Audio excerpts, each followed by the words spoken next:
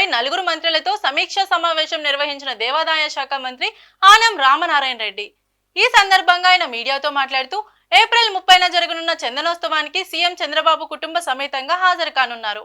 రాష్ట్ర ప్రభుత్వం తరపున పట్టు వస్త్రాలు సమర్పించనున్నారని, చందనోత్సవాన్ని ఈ సంవత్సరం కూటమి ప్రభుత్వం ప్రతిష్టాత్మకంగా తీసుకొని నిర్వహించబోతోందని అన్నారు. భక్తులకు ఎటువంటి ఇబ్బందులు కలగకుండా చర్యలు తీసుకుంటున్నాం.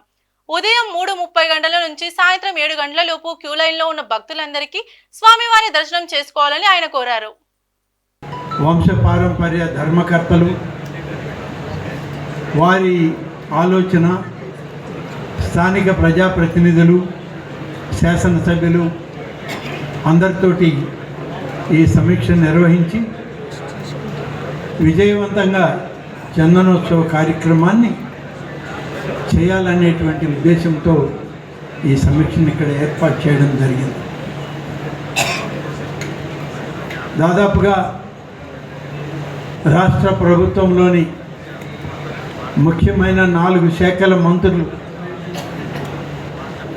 ఇన్ఛార్జి మంత్రి గారు, రెవెన్యూ మంత్రి శ్రీ అనగాని సత్యప్రసాద్ గారు, హోంమంత్రి సోదరి అనిత గారు, ప్రభుత్వ ఇన్ఛార్జ్ మంత్రిగా శ్రీ బాల వీరాంజనేయ స్వామి గారు, ఫౌండర్ ఫ్యామిలీ, స్టేట్ గవర్నమెంటు ఎవరైతే పట్టు వస్త్రాలు రాష్ట్ర ప్రభుత్వ మంత్రులు ప్రతినిధులు ఉంటారు వాళ్ళు, టీటీడీ ప్రతినిధులు చైర్మన్ గారు వాళ్ళు ఉంటారు. అక్కడ నుంచి 7-7:30 గంటల వరకు అధికారులు, వివిఐపీస్, హైకోర్టు జడ్జెస్ వీళ్ళందరూ కూడా ఈ 3:30-7 గంటల లోపల పూర్తి చేసి అక్కడికి క్లోజ్ చేయడం జరుగుతుంది. ఇక అంతరాలయ దర్శనం అనేటువంటిది అక్కడ ఎండ్ అవుతుంది.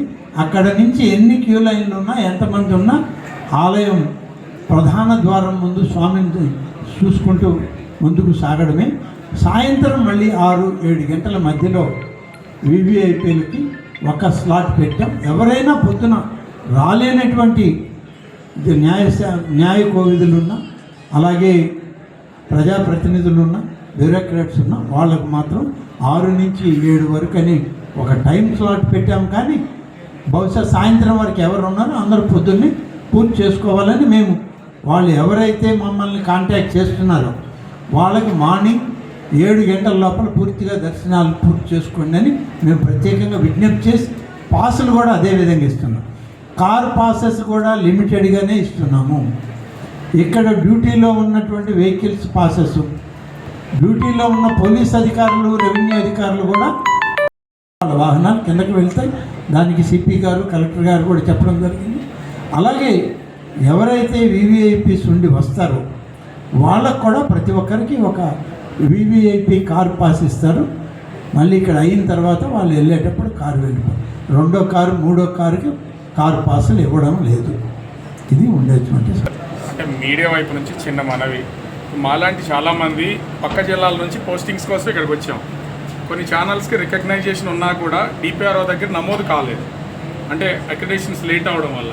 అట్లాంటి వాళ్ళకి డిపిఆర్ ఆఫీస్ నుంచి పాసెస్ ఇష్యూ చేయడం లేదు. మేము సీఎం గారి ప్రోగ్రామ్కి వెళ్ళాలన్నా, ఇట్లాంటి ప్రోగ్రామ్స్కి వెళ్ళాలన్నా కూడా కష్టం అవుతుంది పక్క జిల్లాల నుంచి వచ్చిన వాళ్ళం కాదు.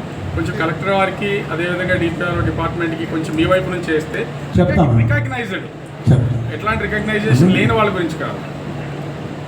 అంటే జనరల్గా నేను మీకన్నా ముందు మీడియా మినిస్టర్గా పనిచేసిన, బహుశా మీకు అందరూ కొత్త వాళ్ళు అయి ఉంటారు.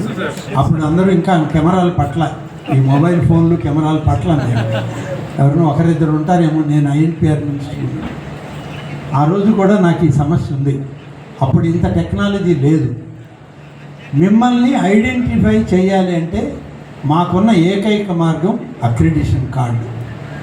ఆ రోజు మాకున్న ఏకైక మార్గం అక్రిడిషన్ కార్డు. ఈవెన్ ప్రధానమంత్రి రాని, ముఖ్యమంత్రి గారు రాని, ఏదైనా ప్రభుత్వ కార్యక్రమం కానీ అక్రిడిషన్ కార్డు లేకుండా నాకు ఇవ్వలేదని చాలామంది వచ్చేవారు. కానీ వచ్చినా ఏదో ఆ సందర్భాన్ని బట్టి లోకల్ డిపిఆర్ఓకి తెలుస్తుంది కాబట్టి అతను కలెక్టర్ గారు పర్మిషన్ తీసుకొని కొంచెం వెసులుబాటుగా సర్దుబాటు చేసుకుంటాడు. కానీ ఇవాళ టెక్నాలజీ బాగా వచ్చేసింది, మొబైల్ ఫోన్లు బాగున్నాయి కాబట్టి మీ ఐడెంటిటీ మీకు గుర్తుంచుకోవడం పెద్ద పని కాదు. ఏదైనా ఉంటే డిపిఆర్ఓ గారితో కోఆర్డినేట్ చేసుకోండి.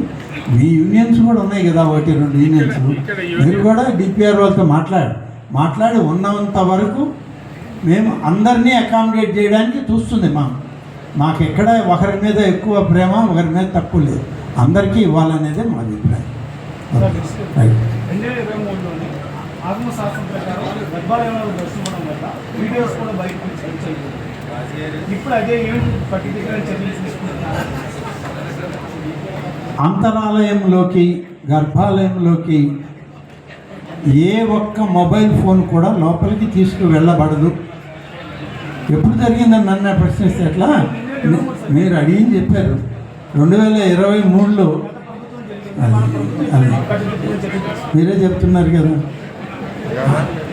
ఆగమ పాండిత్యం పట్ల వాళ్ళకి శ్రద్ధ లేదు, హిందూ సనాతన ధర్మాల పట్ల. చందనోత్సవానికి సంబంధించి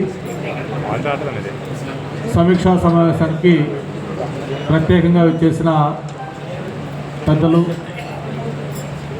సీనియర్ రాజకీయ నాయకులు, ఎంతో అనుభవం ఉన్న ఎండోమెంట్ మినిస్టర్ రామనారాయణ రెడ్డి గారికి, అలాగే ఆయనతో పాటు గ్రూప్ ఆఫ్ మినిస్టర్స్ ఇంతవరకు ఎప్పుడు కూడా చందనోత్సవానికి శ్రీకారం చుట్టింది.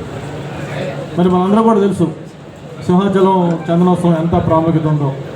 పెద్దలు అశోక్ గజపతిరాజు గారి ఆధ్వర్యంలో ఈ కార్యక్రమంలో సామాన్య భక్తులకి పెద్దపీట వేస్తూ ఆ రోజు ఏదైతే లక్షలాది మంది ఆ సింహాద్రి అప్పన్ని దర్శించుకోవాలి, ఆ స్వామివారి నిజరూప దర్శనం చేసుకోవాలని ఎంతో ఆతృత వస్తారో వాళ్ళందరూ కూడా ఎటువంటి అసౌకర్యం కలగకుండా అన్ని ఏర్పాట్లు చేయడం కోసం ఈ సమీక్షా సమావేశం ఏర్పాటు చేయడం జరిగింది.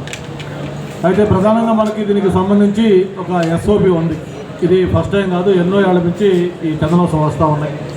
కొన్ని చంద్రలో ఎటువంటి ఇబ్బంది లేకుండా ఉండటం కోసమే ఈ ఎక్సర్సైజ్ అంతా కూడా.